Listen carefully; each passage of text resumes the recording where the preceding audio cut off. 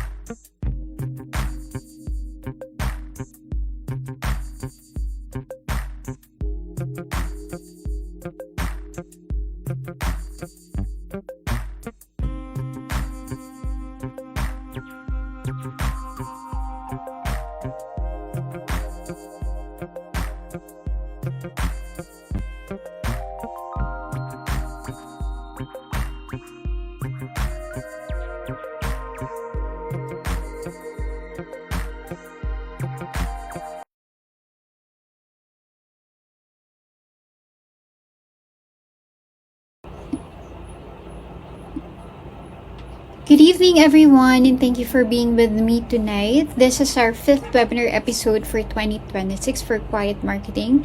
And yes, it's our 5th webinar streak, and I believe that if you keep showing up, other people will show up for you too. And with that, let's go ahead to our webinar proper. But of course, if you're new here, I'm GENZ, your webinar host and founder of Quiet Marketing. I started doing webinars March of 2025. I did marketing webinars for a tech team previously, and I also was invited by universities and organizations as a resource speaker as well. And I realized that a lot of marketing students needed webinars for marketing. So that's basically the birth of Quiet Marketing. So welcome to our webinar on GENZPRENEURS, how Gen Z Pinoys are outsmarting traditional brands. These are case studies for their viral success. So that's the thing that we're going to talk about in a few. So just a few reminders before we begin. Please do love and share this live streams. And then paki-comment din natin yung mga courses natin, our school, year level, of course, and for attendance check na rin. So after this live webinar, we have a photo session at 7 p.m. on Gmeet. We have the link provided in your email. So if you haven't registered yet naman, sa mga bagong dating lang dito and haven't registered, you're still allowed to register. Siguro after this webinar na lang, we'll be checking your emails. So please do check the registration link in the comments, especially if you're needing a certificate for your school requirements. No, you can still do so. Again, links are provided in the chat. Okay? There. Alright, welcome to our webinar on GENZPRENEURS, how Gen Z Pinoys are outsmarting traditional brands. This is a live marketing webinar for May 30. Basically, ang gist nitong webinar natin is to study and analyze. We're gonna focus on 3 GENZPRENEURS. So, sila yung pag-uusapan natin, and ginawa natin sila ng simple or basic case study so we can analyze ano ba yung mga ginawa nilang strategies, why they are booming in this era of social media, online businesses, with just using their phone and the internet. We're gonna look into the strategies na mga ginawa nila na hindi ginagawa ng traditional businesses. Okay, so that's what we're gonna tackle today. Imagine if you're 15 years old. You're still in high school, you borrowed 20,000 pesos from your parents, and you start a business, okay? The first batch of products doesn't sell, okay? So, natenga. It just sits in your bedroom for over a year. diba? So, how frustrating that is, diba? Most people, they would stop right there. Hindi to para sa akin. And honestly, no, sabihin na lang nila na, okay, at least I tried, now I'll just move on. Yan yung mga kadalasan na nangyayari sa mga businesses that fail because of a lot of different reasons, no? But when it comes to this Gen Z, no, she didn't. Okay? 6 years later, that girl has a 9-figure business, 200,000 loyal customers, and she still hasn't taken a single peso from outside investors. So it's all self-made. So tonight, we're gonna figure out exactly how that really happened. So it's not just her story, but 2 other Gen Z Filipino founders who also built something really significant from almost nothing. So, from zero to hero, sabi nga nila. And more importantly, we're going to break down the actual strategy behind what they did. So, you can walk away tonight with something that you can use later on if you're going to pick the route of entrepreneurship. You're going to start a business. So again, welcome to our webinar on GENZPRENEURS, how Gen Z Pinoys are outsmarting traditional brands and the case studies behind their viral success. We have 3 founders, real numbers, 1 framework at the end. So let's tackle each. So part of our discussion today is just so you know what we're getting into. We're starting with the big picture. We're gonna show you the data first. Before we get into the stories, I want you to understand why is this actually happening right now in the market. And then we go into the 3 case studies. We have Mika Litong of Brewha or Brew & Co. And if you've spent any time on TikTok in the last 2 years, then you probably already know her. Okay, and then we have Cleo Loque of Hiraya Pilipina and Amanda Kua of Backscoop. Bakit silang napili natin for this case study is because they are making waves right now in the industry and they're Pinoys, so hindi na tayo lumayo pa. We want to make this case study relatable because they all started from zero. Hindi sila pinanganak na sa mga business families or politics or nepo babies. No, they started from scratch and they have proof of the journey, not just the glossy part. Okay, so for each founder, we're not just going to tell the story, we're going to analyze it. What was the strategy? What marketing principle did they apply? What did they do that most brands with actual budgets are still not doing these days? And then at the very end, we're gonna give you some framework that ties everything together, something that you can actually bring back to your own brand. Can you drop in the chat if you're a brand owner already, even as a student? Okay. Are you a marketer, a professional marketer, a student marketer, or are you just curious about learning about marketing that you've stumbled upon this webinar? Okay, so let me know in the chat. Okay, so depending on where you're coming from, whether you're a marketing professional, a student, or anyone interested in marketing, the different parts of tonight are going to hit differently. Okay, so let's get into it. Okay, before we meet the founders, let's set the scene a little bit, okay? Because I think a lot of people look at this Gen Z success stories and think that, okay, cool, they got lucky, they went viral, good for them. And I want to challenge that because what's actually happening right now in the market is real. It's a structural shift and the data backs it up as well. So if you look at these numbers, on TikTok, it's TikTok Shop saw over 200% sales growth for Filipino sellers in 2025. So 200% in 1 year. And the brands driving that growth, they're not the big legacy brands with massive media budgets, okay? They are the small, scrappy, founder-led brands that figured out something that the big guys are still trying to catch up on.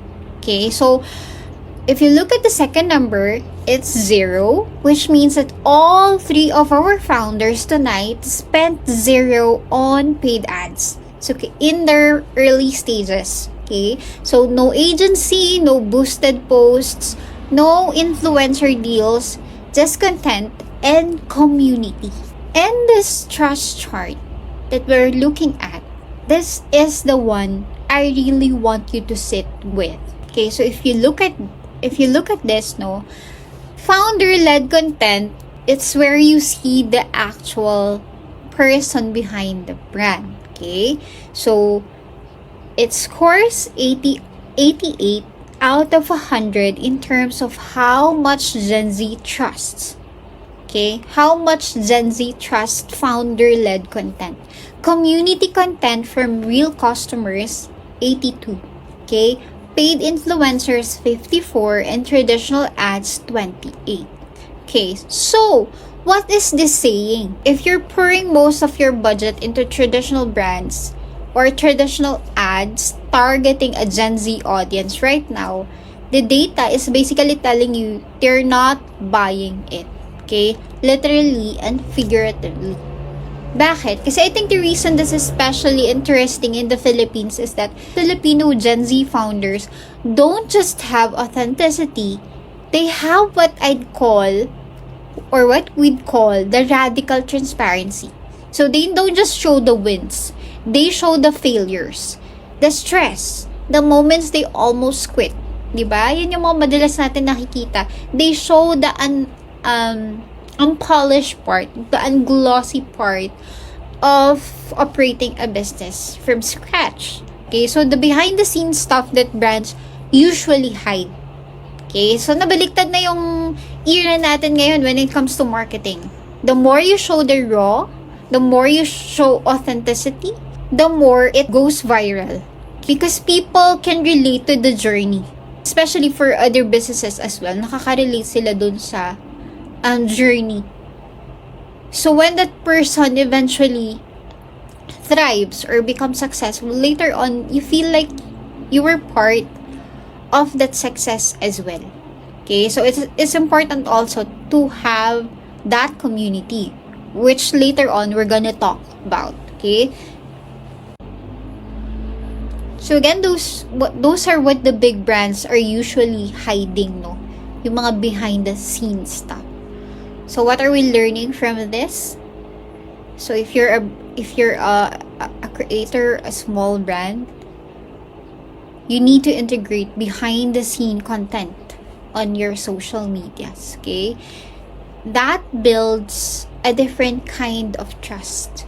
The kind that no paid campaign or paid ads can manufacture. Okay, so since ads right now, especially right now that we're in an era of AI, most of the ads that you see right now are run by AI. And if you study the engagement, look at the number and the quality of the comments and the profile of the commenters, they're basically not really targeted audience, but the engagement was out of the audience behavior. I'm sure na-observe nyo rin ito, no?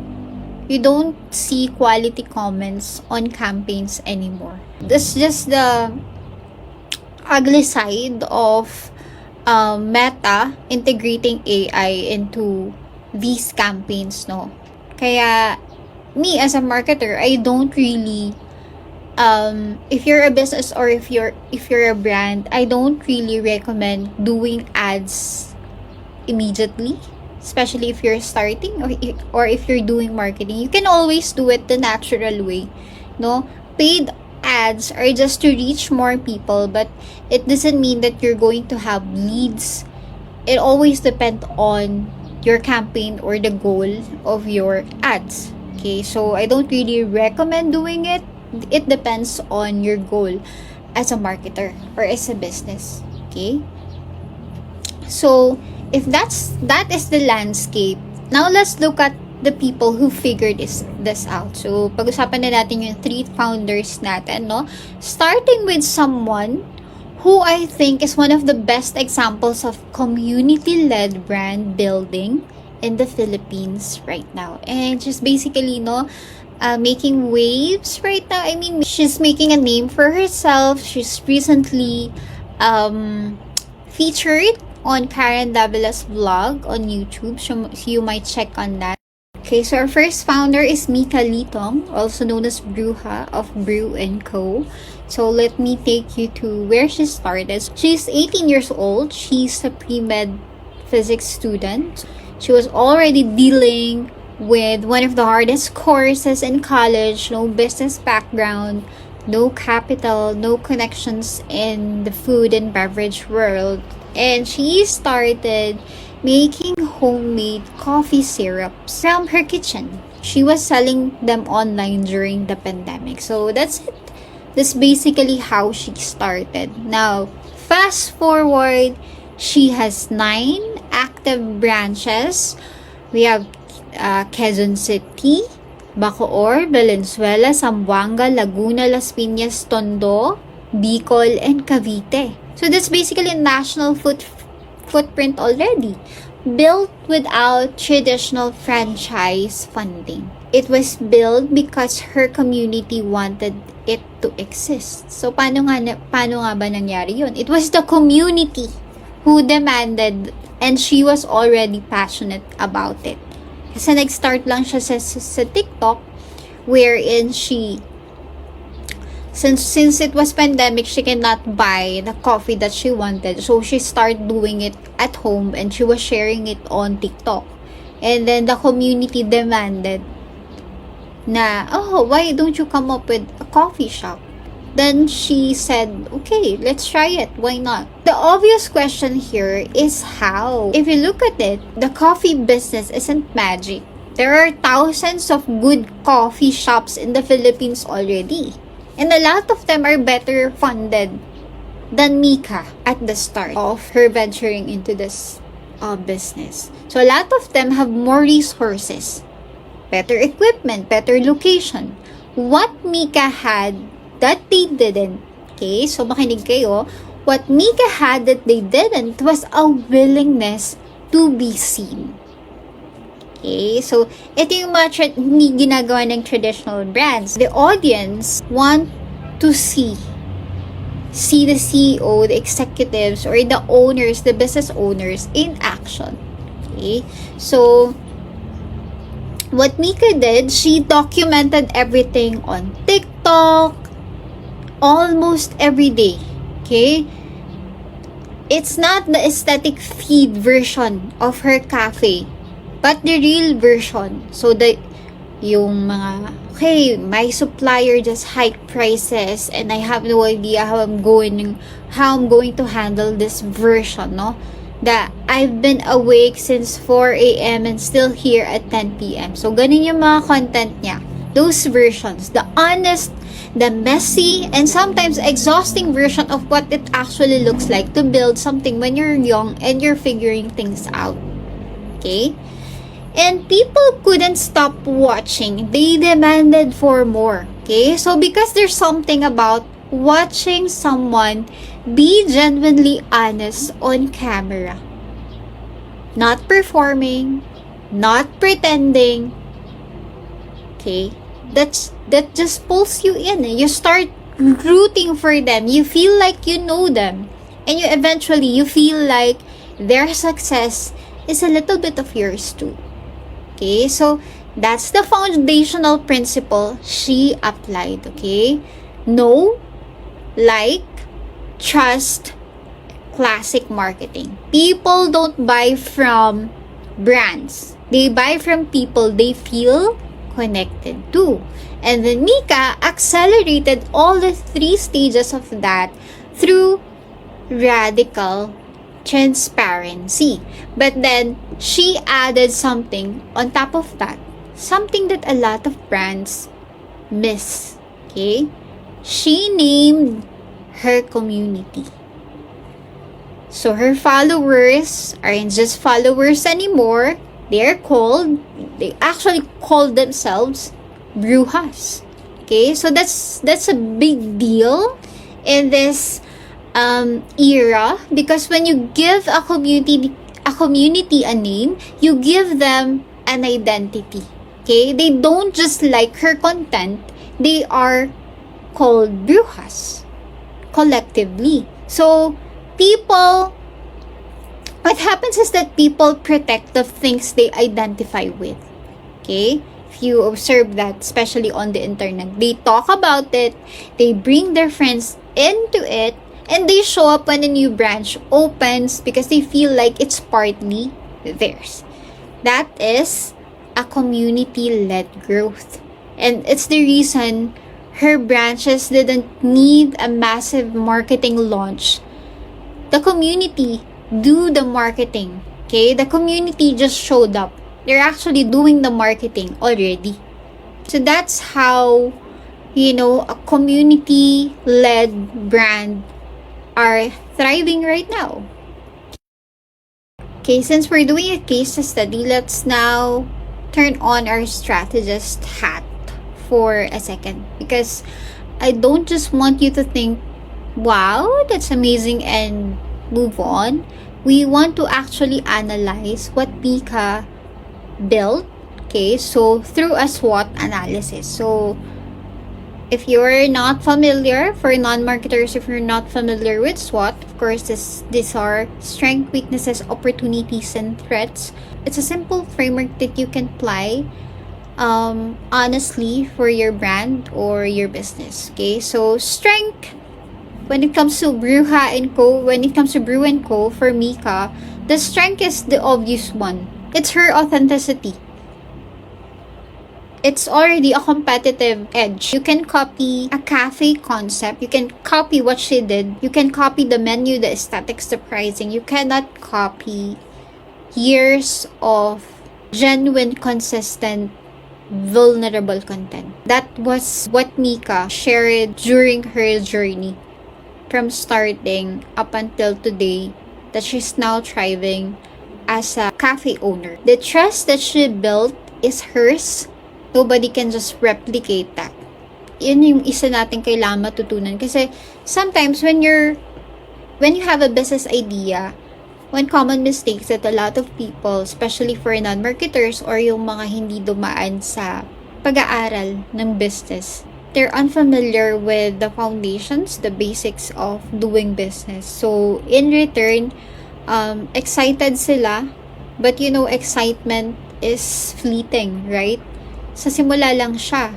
But when you're already there, especially when you're now operating and you're seeing the messy part of doing a business, then a lot actually give up dun sa part na yun. What we're trying to say here is that you can copy a business strategy, but you cannot copy authenticity of their unique experience, their unique journey that was shared to the community or the audience or the people. So yun yung nakakalimutan ng karamihan ng mga businesses. Cannot just copy a business idea and you would think that it will turn out the same as yours. Kasi magkakaiba tayo ng journey. We have our own different unique experiences, different contexts in life. So what works for other people might not work for you. But then, what we're trying to say here is that we're studying what's working for these founders, what we can adopt, what we can apply if it's applicable. And then, Bruja community.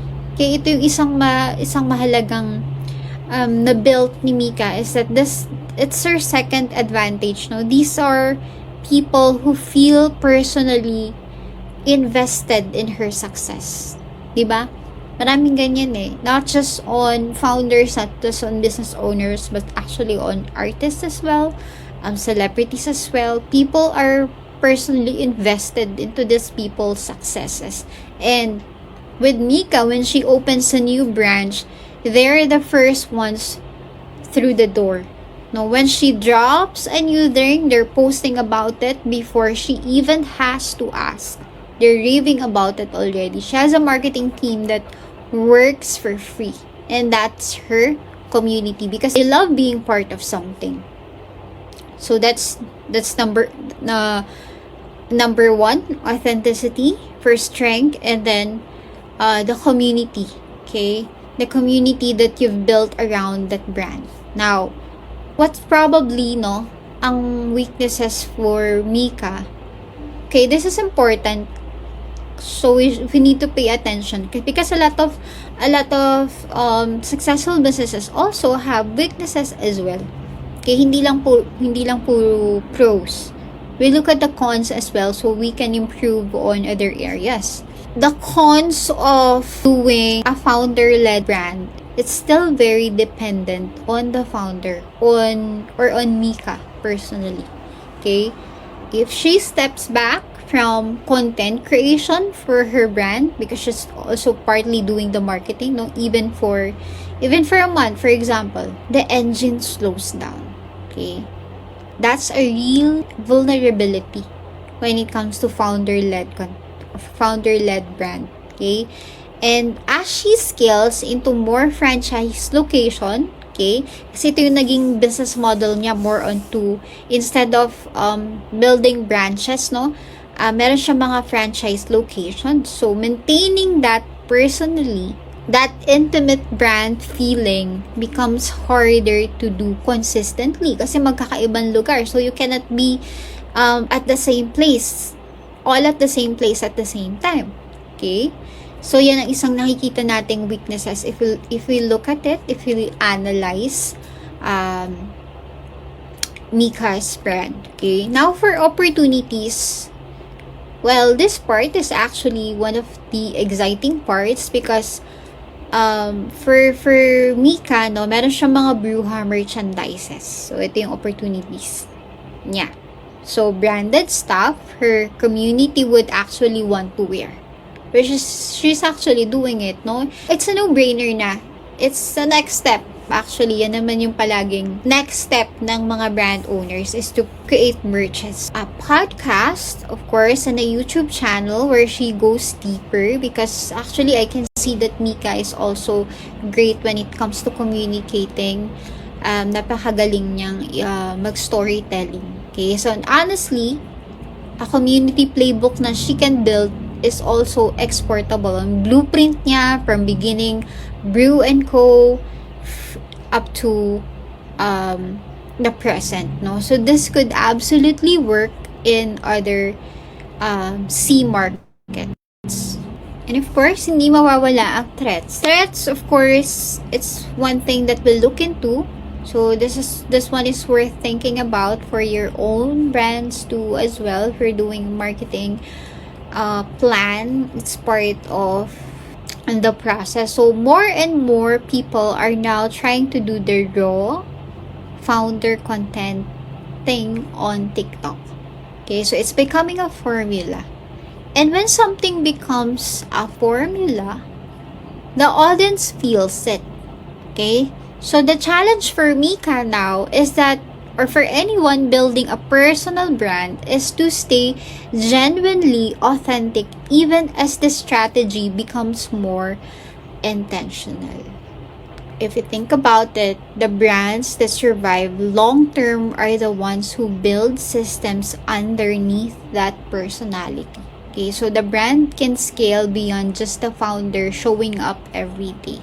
So, it all boils down into building as a founder, ito yung edge mo, so that even if you're not in action, building systems can do the work for you. Okay, instead of showing up every day. Okay, so that's basically our case study for Mika Litong of Brew & Co.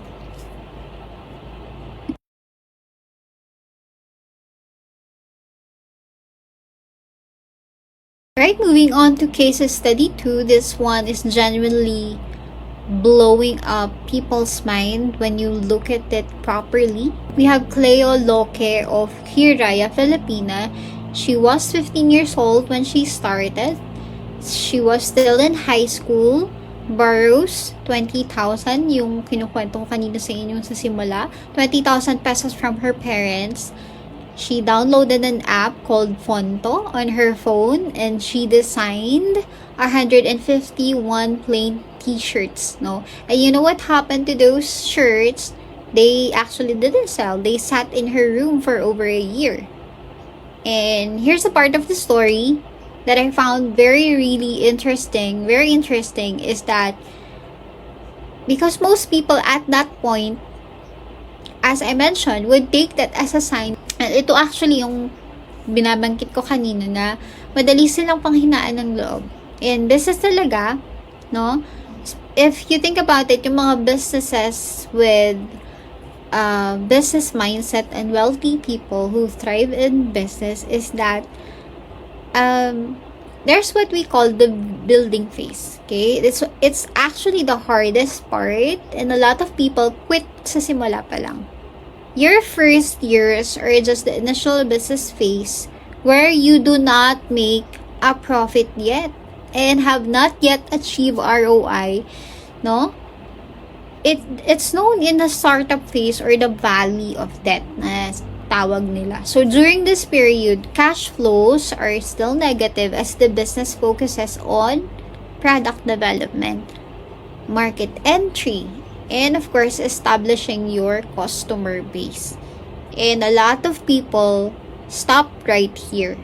Okay, sa phase na ito, hindi mo naman talaga ma-realize ang ROI mo during the first years. Because that is actually what we call the building season. Okay?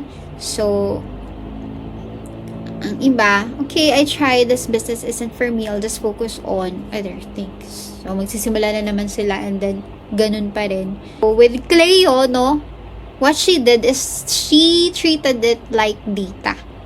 Yung failure niya for her first venture. But she kept going and tried tote bags naman. Even tried masks during the pandemic. So, and then perfumes. So, she was always testing, always listening, and always paying attention to what her small but growing community was actually responding to. Okay? And then she found it. Ito na. Yung kanyang silicone nipple covers or silicone bras designed specifically for Filipino bodies. Okay, so parang isipin nyo, if you're hearing this right now, it sounds like a very, parang ang random naman ng pivot or transition from t-shirts. But it's actually the most strategic thing she could have done. Kasi dito siya nakilala. What she was doing wasn't just selling products. She was talking to Filipino women. And what she kept hearing over and over was this frustration. Okay, so parang ito na rin yung kanyang mini MBA. Okay, so traditional bras are uncomfortable. Sabi ng mga Filipinos, they don't fit Filipino body types properly, and going without a bra has all this shame attached to it in our culture. Nobody was solving that problem. Nobody was even talking about it openly. And Cleo, she found her way there. She built a product that actually solved that frustration. That's what I mean when we reverse engineered demand. Okay? She didn't have an idea at first, but then she looked for customers. She found the pain point, listened to it, understood it deeply, and then she built the solution. So just like what we're learning in marketing, that you have to find for people's problems, their pains, you listen to it, you understand, and then you provide the solution. You build the solution. Okay, now look at this numbers. 9-figure revenue at 21. Okay, 200,000 person in the community, 250,000 social followers, and 60% of her sales come from TikTok shop alone. Okay? And here's the number I want you to really pay attention to. 4 to 5,000 orders in one night. Okay? So, on a December 12 live selling session with 20% off. So, she had 3 employees at that time. No external investors ever. She owns 100% of her company today. So, the marketing principle here is that customer centricity, one of the most classic principles in business, I'm sure, pinag-aralan natin yan sa marketing. Peter Drucker literally said the purpose of a business is to create a customer. Cleo understood that the customer should also create the business. And the modern layer is that her TikTok live sessions aren't just sales events, they're 6-hour community hangouts. Okay? That her audience plans their evenings around. Okay? That's completely a different relationship with commerce. Okay? And then what traditional brands have with their customers. And now they're doing it also. Makikita mo sa TikTok ngayon, lahat na ng mga established brands are doing lives as well. They're hiring people to do that. They're hiring celebrities to do the live selling for their brands. So they're actually doing it right now because they're seeing that this one is actually working in this day and era. Okay, so ito pa yung isa na magandang ginawang strategy ni Cleo is that she partnered up with Nadine Lustre. Of course, kilala naman natin sila Nadine Lustre, malaking following, million followers on her social medias, and a lot of positive comments for Nadine Lustre. Partnering strategically with people like Nadine Lustre is actually a smart move for your brand. Okay, so Nadine Lustre wore a Hiraya silicone bra and an Instagram post. It's organic, no paid deal, and it went viral. That's what happens when you build something people that genuinely love. So the PR takes care of itself. So that's one thing we can learn from Cleo Locke's journey as a GENZPRENEUR. Okay, so then let's look at the scorecard and pivot timeline for Cleo Locke.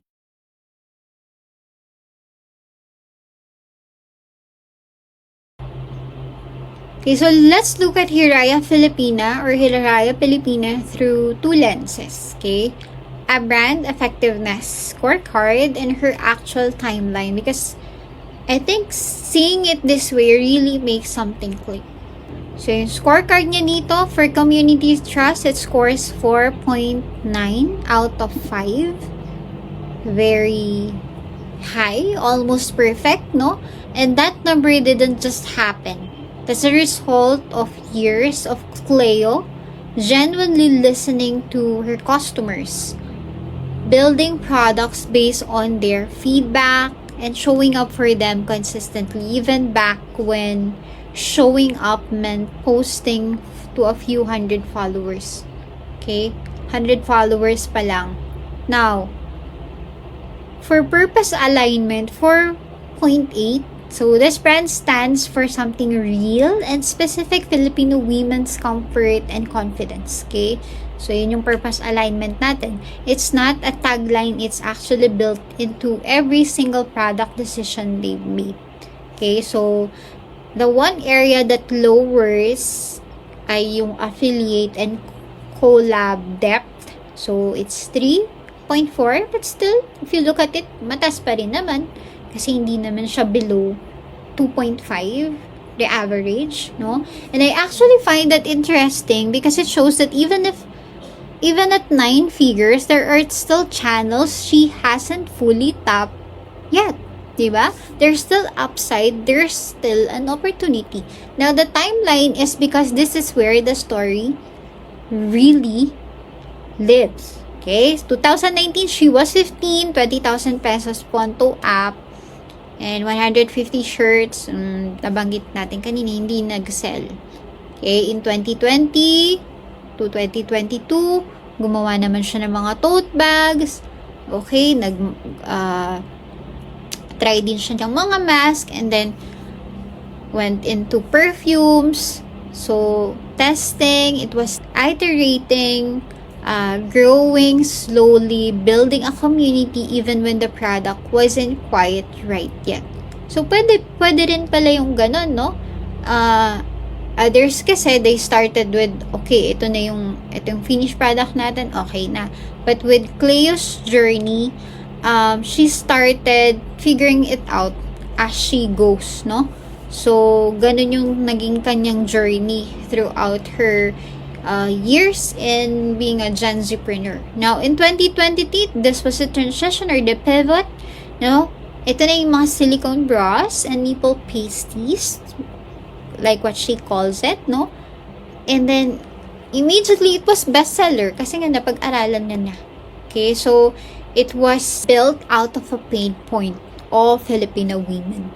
So, she owned this category, no? 𝐆𝐞𝐧 𝐙. And then 3 years of figuring it out before she found the thing that worked. And I want you to really sit with this because it was all in 3 years time. So, hindi siya kaagad-agad.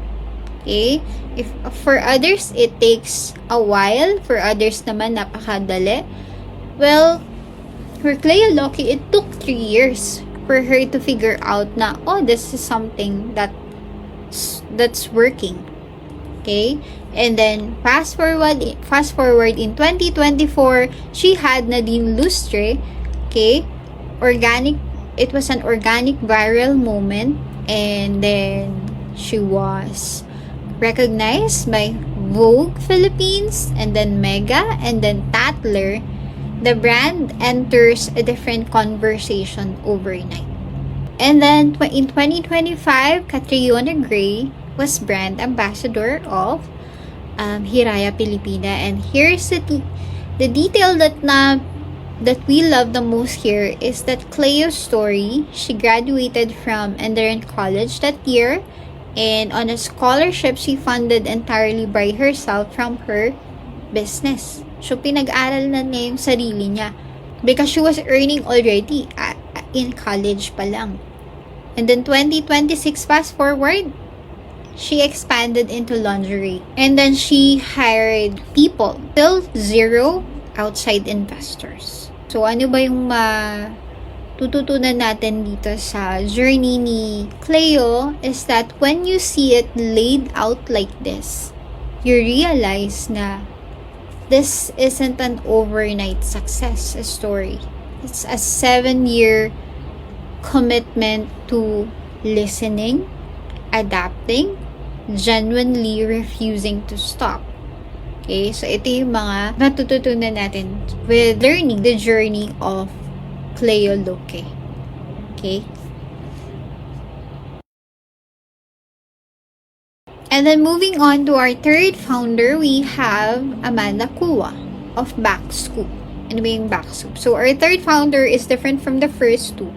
So, yung industry niya is different because she proved something really important here. Kaya siya naman yung isa nating na feature. No? You don't need a physical product. So, wala siyang physical product.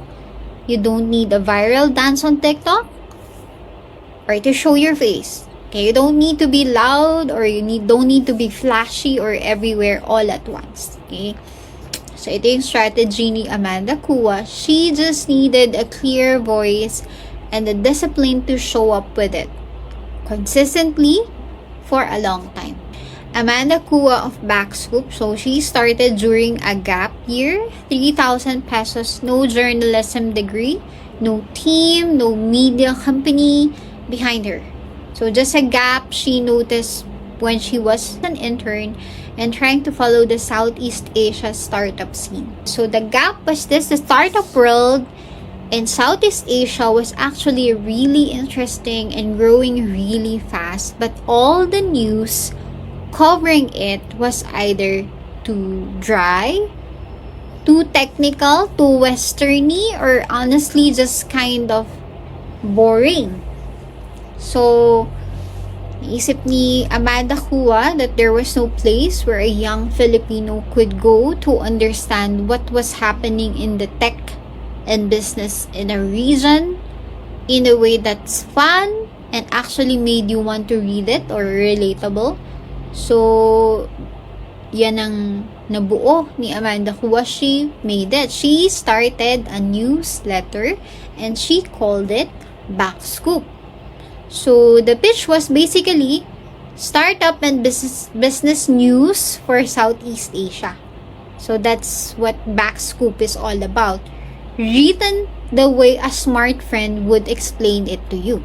So, that's basically it. That's basically the whole concept of Backscoop. With Amanda Hua, no, it's very different from traditional businesses, no? Kasi she's leaning into the news part of things for the startup world, especially in Southeast Asia. So, ang highlight dito is she was positioning it very elegantly. She didn't say, oh, I'm going to compete with TechCrunch or I'm going to be the next big media brand. She said, there's a gap. I understand it personally and I'm going to fill it in a way that feels like me. So, it's still will fall around the authenticity part. So, she created her own category. And when you're the only one in that category, of course, you automatically win. You're the first mover.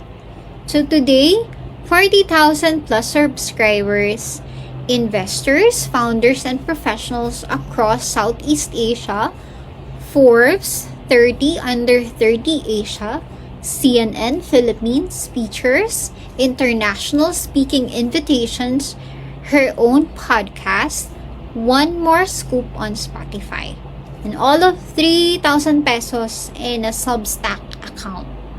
So, a principle that I really want you to take from Amanda is that this is maybe the most important strategic point of the whole webinar for anyone building a brand online, is that there's this thing we called owned media versus rented audiences. Okay, when you build your entire brand on TikTok or Instagram, you're renting. Kasi it's a platform. Or if something goes wrong, karoon ka ng violation, you don't have control over the platform. So you're just basically renting on these social media apps. Okay? So the platform owns the relationship with your audience. Okay? That's why kapag ka nagbago yung algorithm, palaging nababago yung algorithm ni Facebook or ni Instagram or ni TikTok, apektado yung channel mo or apektado yung page mo or your business. So, if the algorithm changes tomorrow, your reach changes as well. If the platform shuts down, if it has a bug, we've seen this conversation happen even in TikTok, in all of the social medias, diba? Your audience is at risk.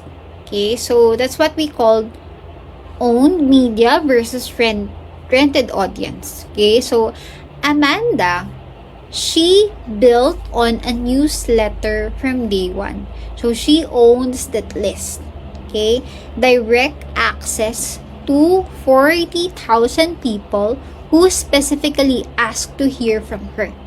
Okay, so, di ba? Nakikita natin to sa mga website. Oh, sign up for our newsletter if you want to get updates from us. Okay, so walang middleman dito. No algorithm deciding whether they see her content or not. Okay, so direkta siya. No middleman. Okay, so this is an asset. And that assets compound. So yun yung isa nating takeaway dito. Newsletter grows. She launches a podcast. And the podcast builds her credibility.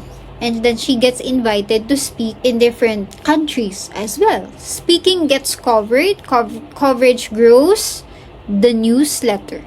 And her consistent voice, about 3 years of showing up every single week without missing, That's the whole formula for Amanda Kua. Okay, so it pays to be consistently showing up. Kasi yun ang kadalasan nangyayari sa atin na, this is not working naman. Wala naman nangyayari dito. But then again, talking about the building phase, the silent seasons or the quiet seasons are for the building phase, and it will pay in the long run. So you need to show up consistently, and you will thank yourself later on. So those are just some of the takeaways that we can learn from these 3 Gen Z founders or these 3 GENZPRENEURS. Okay, so syempre, hindi lang naman natin pag-uusapan ng mga Gen Z Pinoy founders. We need to look at the comparison table. Putting out our Filipino founders next to global Gen Z entrepreneurs is actually really revealing comparison. So, if you look at the starting capital, Mika basically 0, Cleo 20,000, Amanda 3,000 pesos. Now globally, the Gen Z founders getting headlines, the ones going through Y Combinator getting into A16 accelerator programs, they're also starting lean. But they have access to angel networks, to family connections, to startup ecosystems that most Filipino founders simply don't have. Okay? So, syempre, nasa Pilipinas tayo. Ano bang asahan natin? We are always self-made people. No, ano bang aasahan natin sa ating government? Anyway, the question is, what did our founders have instead? Look at the core growth engine column. Mika, Cleo, they have raw TikTok authenticity, community building, emotional storytelling. Amanda naman for newsletters, personal brand, consistent quality content, all organic, all built on genuine trust first. Okay. Now, globally, the playbook tends to combine that virality with AI tools, with funded distribution, with the ability to scale aggressively the moment they found product market fit. And the unique strength comparison, this is the column I want you to sit with, is that Filipino GenZpreneurs win on cultural insight and emotional depth. Okay? Mika understood what it felt like to be a young student entrepreneur in the Philippines. Isolated, exhausted, figuring it out alone. Cleo understood the specific discomfort that Filipino women have with their bodies and with innerwear. Okay? So with Amanda, she understood what it felt like to be a young Filipino who wanted to understand the startup world but had nowhere to go. So, that understanding, that lived a specific cultural insight is something no foreign brand can buy. No market research gives you that. You can't hire a consultant to feel it for you. Because it's a lived experience. No, that's actually the bigger point we want to make here. While global Gen Z founders are raising millions and building AI products at a lightning speed, our founders prove something I think is actually more powerful. That you can build a brand that people genuinely love from almost nothing. If you understand your audience better than anyone else, and you're willing to show up for them honestly. And then this one is what I want you to take a screenshot of. This is actually the framework. Okay? Ito na yung pinaka-takeaway natin dito sa ating case studies for our Gen Z Pinoys. Proud to be Pinoys, and nakaka-amaze kasi ang babata pa nila, but they have this entrepreneurial mindsets. It's amazing how these youngsters are making names in the business. After spending time really studying all 3 of these founders, the patterns start to become really clear. Okay, we have the 4 things that show up consistently across all of them. Now, 4 things that explains why they succeeded where bigger, better funded brands didn't have. Okay, so we're calling it Real Brand Framework. So R stands for radical honesty. It's saying that you show your real journey, not the curated version, not the aesthetic grid, the actual messy, imperfect, sometimes scary version of building something. Okay, don't be afraid to show that to your audience. Mika did this from day one, and built her community of people who felt personally invested in her success. Because when you're honest with people, they're not just customers anymore. They're in it with you. In this era where everything is perfectly produced content, honesty is actually the most disruptive thing that you can put out right now. And then next we have emotion first. Every single founder tonight solve an emotional problem, not just a functional one. Cleo solved shame, the specific unspoken shame that Filipino women feel about their bodies and about going braless. Okay, Amanda solved confusion, that feeling of wanting to understand the startup world but not having a friendly, clear way in. And then Mika solved loneliness, the feeling of building something alone and wondering if anyone else gets it. Ang natutunan natin is that when you market to emotions, you build loyalty, and that outlasts trends and algorithm changes and whatever the next new platform is. Functional benefits can be copied, okay, but emotional resonance is much harder to replicate. So that's the key. Yan ang isang key natin and how these GenZPreneurs are outsmarting traditional brands. And then we have A, audience as a co-creator. Okay, so you stop building in isolation and presenting your audience. Start building with them. Okay, Cleo's customers told her what product to make. She just listened hard enough to hear it. With Mika naman, her community told her which cities to open in. Amanda naman, the readers told her what stories mattered to them. So, your audience isn't just your market, they're your research and development teams. That's why you need to listen to them, They're your product testers and your distribution channel. If you're willing to actually listen and let them in with the journey. Okay, so partly, they're part of the building process.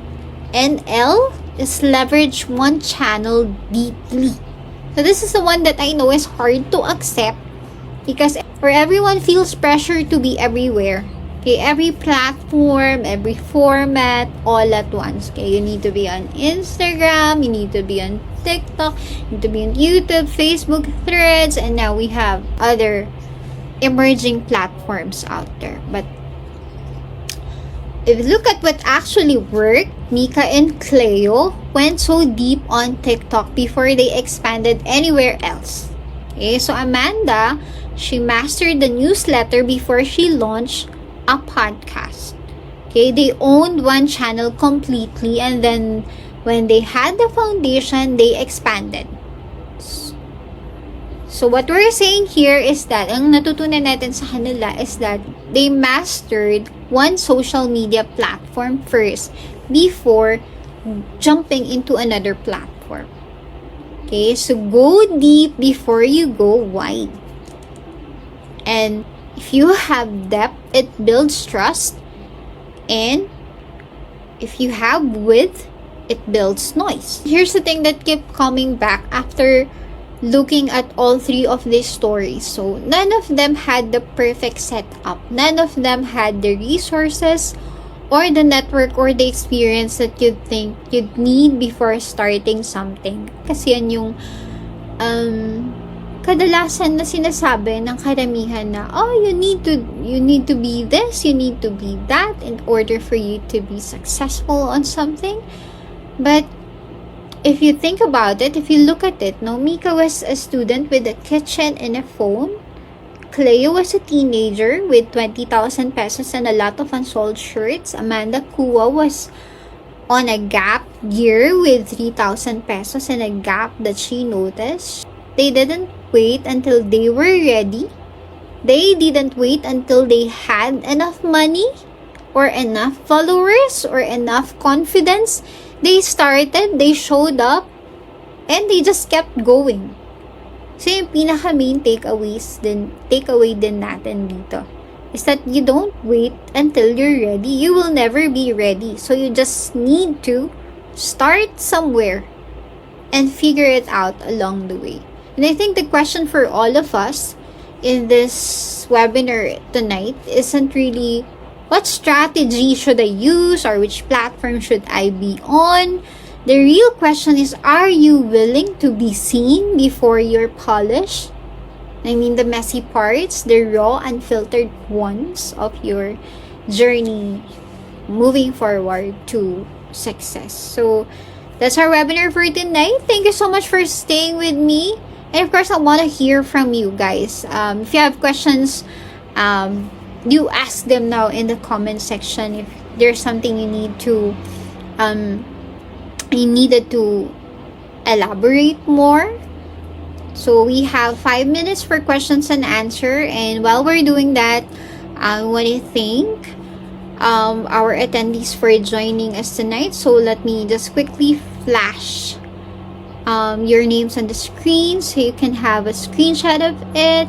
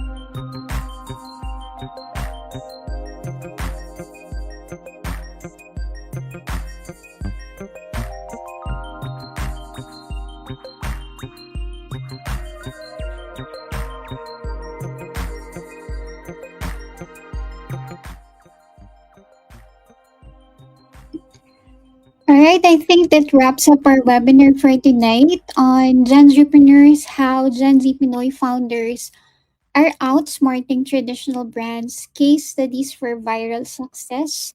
And yes, mukhang nakabakasyon talaga ang mga students, marketing students natin ngayon. But still, I encourage you to watch this webinar on replay. You can always watch this. It's accessible for 1 month here on our Facebook page. And of course, if you need certificates for this webinar, please do register.